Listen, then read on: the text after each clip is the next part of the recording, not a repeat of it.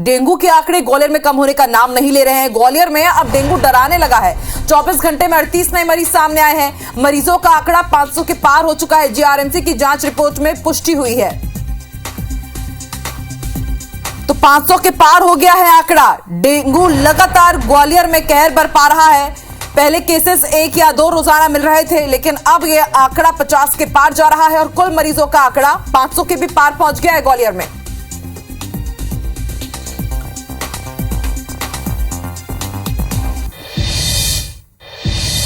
चलिए नासिर का रुख कर लेते हैं, ग्वालियर से जुड़ रहे हैं। नासिर, लगातार डेंगू के केसेस बढ़ रहे हैं, बार बार वही सवाल कि आखिर स्वास्थ्य विभाग क्या कर रहा है?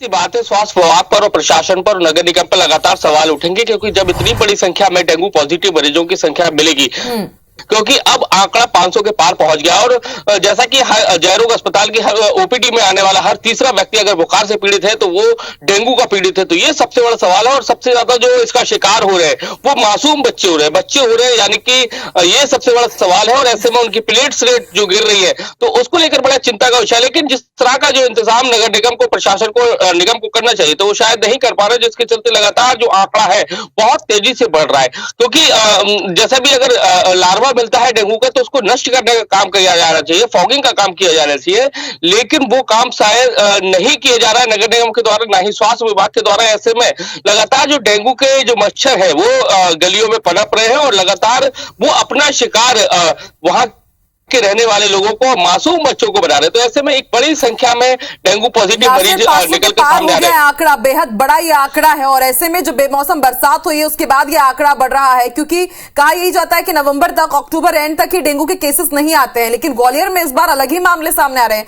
अस्पताल में किस तरह की स्वास्थ्य सुविधाएं हैं, किस तरह से मरीजों का ख्याल रखा जा रहा है?